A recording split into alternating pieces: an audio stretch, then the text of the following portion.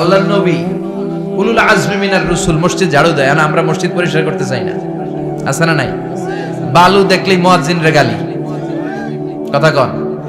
মসজিদে ময়লা দেখলে খাদেমের 14 গোষ্ঠী উদ্ধার করে ছাড়ে, আর নিজে পশ্চিম দিকে পড়ে আসারও খায় না। আছে না নাই? মসজিদ ঝাড়ু দেয়া শুধু মুয়াজ্জিনের কাজ, খাদেমদারের কাজ। মসজিদ পরিষ্কার রাখা আমাদের সবার কাজ। চিল্লা এখন ঠিক কিনা? যাদের অন্তরে জ্বালা যন্ত্রণা, যাদের দোয়া কবুল হয় না, আপনি মসজিদ ঝাড়ু দিয়ে দেখেন মুহূর্তে দোয়া কবুল হয়ে যাবে। অন্তরের জ্বালা যন্ত্রণা দূর হয়ে যাবে, অন্তরের অহংকার নিমিষে কেটে যাবে। যার মানে আল্লাহ বললেন রাজমিস্ত্রি হও, সেটাও হলেন, ঝাড়ুদার হও, সেটাও হলেন, আজান দাও, সেটাও হলেন। তার মানে হজের যে পরীক্ষা নিলেন এটাতেও, কথা কন, শুনতেছেন? 4টা ভয়ঙ্কর পরীক্ষা নিলেন, 4টাতে পাস। পরীক্ষা নাম্বার 5। আল্লাহ বললেন ইব্রাহিম বয়স কত? সাইয়েদনা ইব্রাহিম বললেন 80 বছর। আল্লাহ বললেন নিজ হাতে নিজের সুন্নাতে খাতনা সেরে দাও। সহিহ বুখারীর বর্ণনা, ইখতাতানা সাইয়েদনা ইব্রাহিম আলাইহিস সালাম ওয়া হুয়া ইবনু 80 সানা বিল কদুম। বুখারীর বর্ণনা, 80 বছর বয়সে কুঠার দিয়ে লজ্জাস্থানের সামনের চামড়াটা কেটে নিজ হাতে নিজের সুন্নাতে খাতনা সেরেছেন।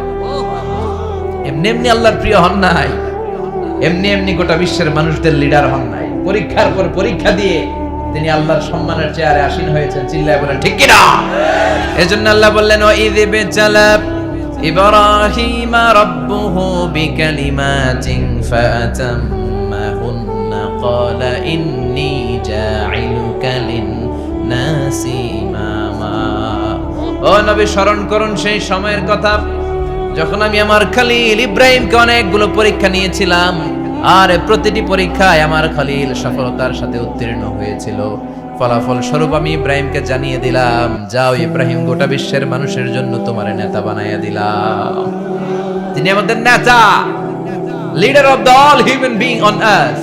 পৃথিবীতে যারা আছে সবার নেতা। চিল্লা এখন ঠিক কিনা?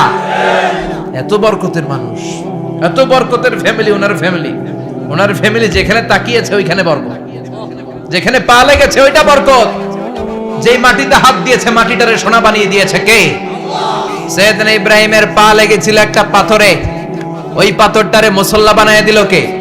ওয়াত্তাখিযু মিন মাকামি ইব্রাহিমা মুসাল্লা। আল্লাহ বললেন ইব্রাহিমের দাঁড়ানোর জায়গার পাথরটারে তোমরা মুসল্লা বানিয়ে নাও। হজ করছেন কারা কারা দেখি? মাশাআল্লাহ। যাদের হাত ওঠে নাই এরাও যেন আল্লাহ অতি শীঘ্রই হজ করতে পারে, উমরা করতে পারে।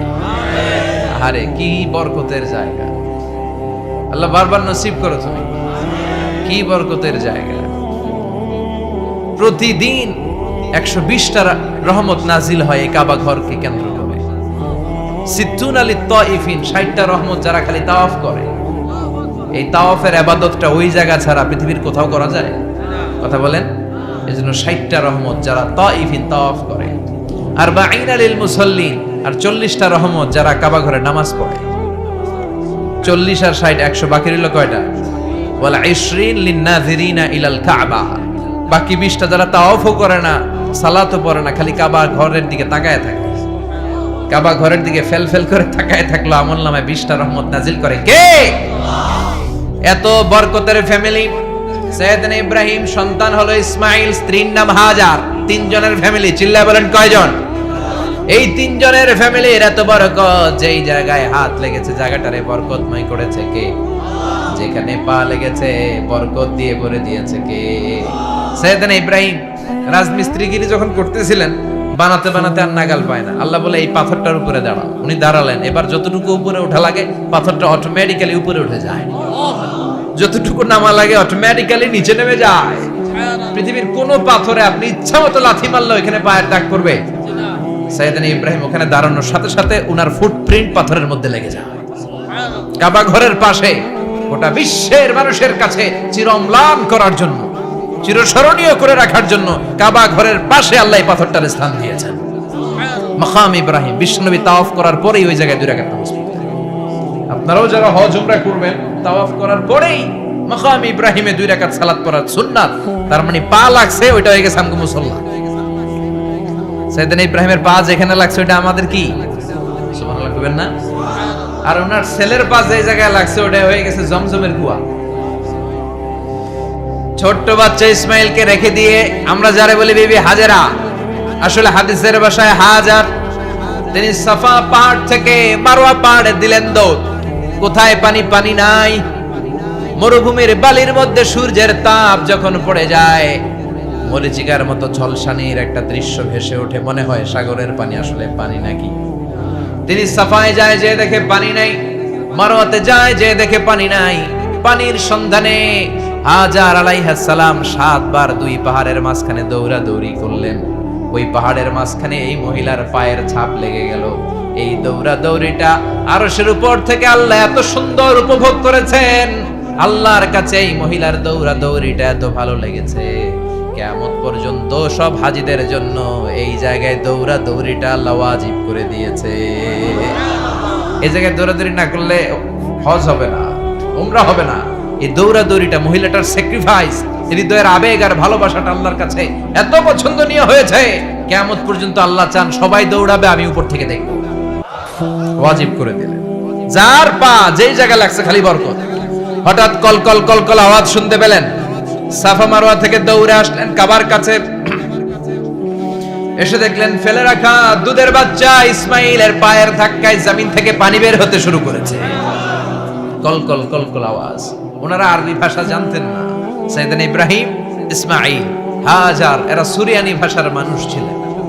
সুরিয়ানি ভাষায় উনি বসে পানি যাতে মরুভূমির বালুতে লেগে শুকিয়ে না যায়, বালু দিয়ে বাঁধ দিতেছে। আমরা বাঁধ দেই না পানি আটকানোর জন্য? দেখেন নাই মনে হয়? দেখেন নাই? পানি আটকানোর জন্য বাঁধ দেই আমরা। হাজার এসে বালু দিয়ে বাঁধ দিতেছে নিজে নিজে, আর নিজের সুরিয়ানি ভাষায় বলতেছে জাম জাম, মানে থাম থাম, পানি যাইস না তুই। জাম মানে কেফ কেফ, স্টপ স্টপ, থাম থাম, আরে পানি চলে যাস না, থাম থাম।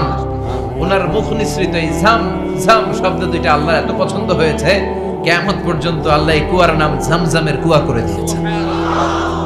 বরকত আর বরকত।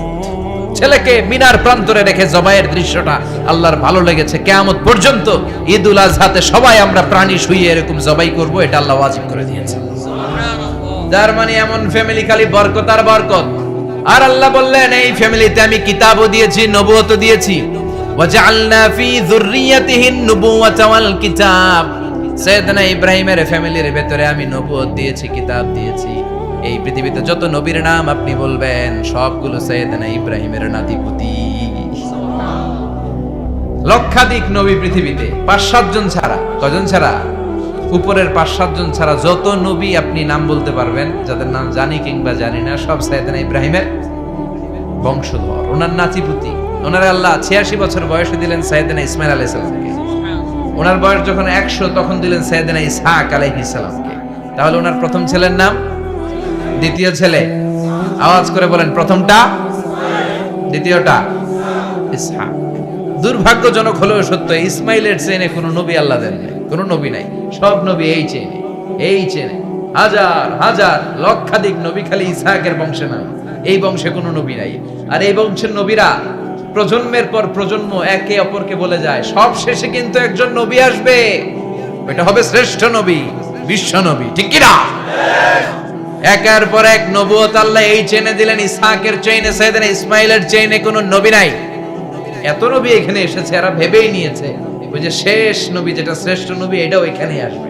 কিন্তু আস্তে আস্তে হাজার হাজার লক্ষাধিক নবী আল্লাহ এইখানে পাঠিয়ে সাইয়েদনা ঈসা আলাইহিস সালামের পরে আল্লাহ স্টপ মেরে দিলেন। স্টপ মেরে দিয়ে 570 বছর পরে শ্রেষ্ঠ নবীটারে আল্লাহ এই চেনে পাঠিয়ে দিলেন। এজন্য আমরা হচ্ছি বানি ইসমাইল। আমরা কি? বিশ্বনবী হচ্ছেন বানি ইসমাইল। বিশ্বনবী কি? আর এরা হচ্ছেন বানি Israil. Changing the leadership from বানি ইসরাইল টু বানি ইসমাইল। এজন্য অহংকারকারীদের পরিণাম শুভ হয় না।